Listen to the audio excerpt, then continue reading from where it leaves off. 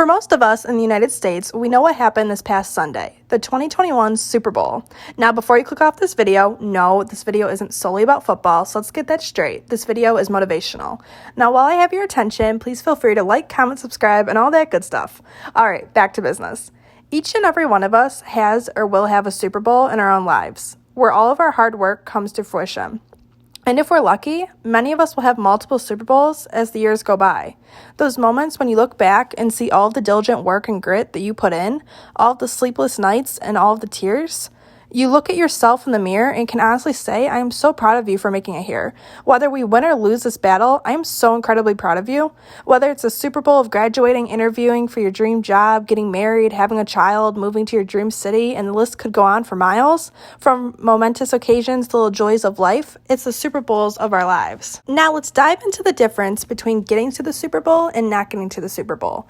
There are very few things in life where everything is decided on simply one factor, that one factor being you. There's almost always other contingencies, such as your team, distractions that are out of your control, or any number of things. Sometimes those factors help you, such as having a glowing reference, or if you're out there for your biggest golf tournament yet and the weather's amazing for your round but rains during your opponent's round. Does that make the people that didn't get to the Super Bowl losers? No, of course not. We look at the NFL players who weren't in the Super Bowl this year, and we still have so much respect for them, just because they made it to the NFL. There are approximately 1,760 current men that made it to the NFL, all of which had to put an amazing amount of work in to get there. I'm sure we've all known dedicated athletes if we aren't one ourselves. They become ruthless, they see the ball as if it's their family member, and they'll leave their heart out on that field. It's not always for the glory or the praise, because all winners fail too. Surprisingly, winners fail more than the ordinary ever will. Why? Because they put themselves in more positions to fail than the average person. They know that taking risks, some educated and some just plainly up in the air, are what makes winners. So if you haven't made it to your Super Bowl yet, but see people around you or on social media that have, be happy for them. Know that your time is coming if you never give up. If you stay consistent and if you pour your heart into it, we all know the feeling of having to work harder than someone who seems to just have things handed to them. And honestly, that feeling should be one of the best feelings. Because when you finally achieve it, you can look at yourself in the mirror and know you did this. You and solely you. We all have our moments in the sun through life. Those once-in-a-lifetime moments, the moments that you'll never forget. Whether you win or lose your Super Bowl, be grateful that you had the chance to play. Be grateful that you had the chance to live another day and chase after your dreams. We all are only given one earthly life, and we better make the most of it. We better give this world our all, because the last thing we want is to look back and say, if only I tried a little harder and pursued my passion, my life would be so different. Maybe that's you now. Maybe you're comparing yourself to people in your age range and thinking, wow, I've really wasted my life. Let me stop you right there. No, you didn't. It's never too late to start pursuing your dreams. Whether you're 15 or 95, do your best to work for what you desire. Now, let's talk about some examples of impressionable people who I'm sure most of us are thankful didn't give up. Bob Ross didn't make it until age 41. He spent the 20 years before that in the Air Force and didn't even teach himself how to paint until retirement. Morgan Freeman didn't make it until age 50. He didn't land his first big break in acting until he was half a century old. Steve Carell didn't make it until age 43, consistently not getting any good roles until he landed The Office. Oprah Winfrey didn't make it until age 32. Before that, she was fired as an anchor for being too emotional on air. Inspired yet? If you haven't already had your Super Bowl moment, it's coming. I promise you, if you never give up, it's coming. Think of all the errors and tribulations that Oprah, Steve Carell, Morgan Freeman, and Bob Ross went through to achieve their massive success today. They may all be in different sectors of life, but they all have one thing in common. They never gave up. They never permanently threw the towel or walked away. Today, I urge you, do this for yourself. Write down what your dream Super Bowl is and really imagine yourself winning that Super Bowl and achieving that goal that you worked so hard for. Now that you have it written down, write action steps to get there. First, write down all the things that as of right now that you know you need to learn in order to be successful. Then write down all the things that you know as of right now that you need to do in order to be successful. After you've done this, you should feel very overwhelmed or very motivated. And I hope for your sake, you feel very motivated. Now, what you need to do is actually learn and do those things. Yes, that probably sounds overly simple, but it really isn't. Because most of us have the hardest time when it comes to actually doing.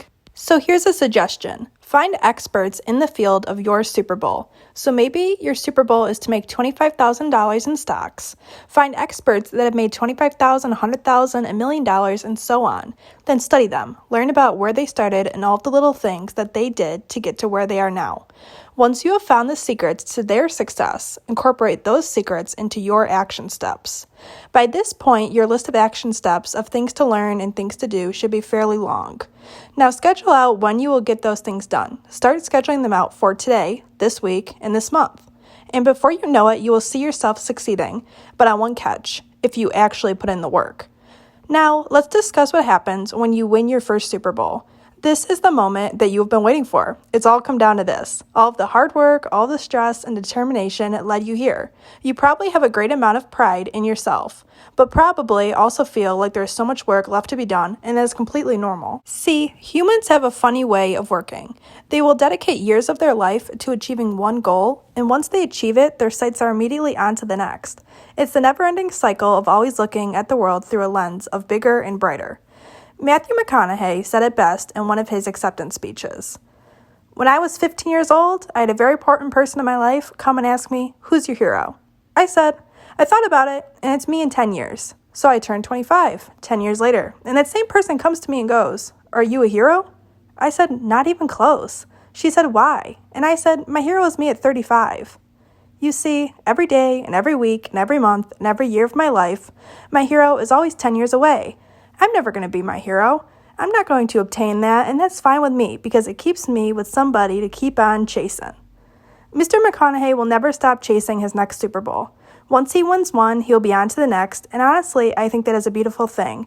To strive to be better, to have something that makes us want to jump out of bed in the morning and work our tails off for is a gift. It's one of the many reasons we have to keep on living and to keep on striving to be our best selves. Take Elon Musk, for example. The man is the richest human in the United States, and we don't see him slowing down for a second. If his massive success in Tesla, an automobile company that is transitioning the world to electric cars with sustainable energy, wasn't enough, he is now setting his sights on landing humans on Mars with SpaceX. He is currently planning on sending everyday private citizens to the moon. That's right, the moon. Elon isn't stopping, and neither should you. We never know who we are destined to meet or what we are destined to be. What if you, the one listening to this right now, is destined to be president in 30 years, or destined to craft a world-changing invention one day, but you never get off the couch and possess mass doubt in yourself? Think of all the potential that you could be carrying around inside of you and failing to use. Maybe you are a, quote, failure in school, or maybe you dropped out of school, but some of the most brilliant people have as well. Bill Gates dropped out of Harvard. Albert Einstein was expelled from school, and the list goes on. Just because you aren't a success in one system or structure doesn't mean you can't be the greatest success in another. Now, I want you to think back to a time in your life when someone told you that you weren't good enough, smart enough, good-looking enough, or that you plainly were just not enough. Think of what that did to your heart, your self-esteem, your mind, your whole being. It probably cut deep, the fact that someone could make such a statement about you, and you probably shrugged it off with, they are just unhappy with themselves. Or maybe you actually began to believe it. Think of the effect that one comment could have for the rest of your life if you let it. You're probably thinking of that effect in terms of the negative, such as it could cause depression, sadness, and feelings of extreme doubt, which it absolutely could. But what if you used it for motivation, for fuel to be the absolute best that you can be? Think of all the successful people out there. Take content creators, for example. Think of your favorite YouTuber, actor, or performer. I can guarantee you that every single one of them has received negative feedback and have had negative comments written on their posts. Because the sad fact is, the more of a threat and competitor that you become, the more hate you will receive. It isn't right, but it's the current way of life. So don't ever let negativity stop you from winning your Super Bowl. If anything, let it inspire you that much more to get there. I wish you all the best in achieving your dreams, and I can't wait for the day that you can look at yourself in the mirror and say, "I did it." If this video was encouraging to you at all, it would mean the world if you could like, comment, and subscribe. Have a wonderful day, and as always, remember you're not alone.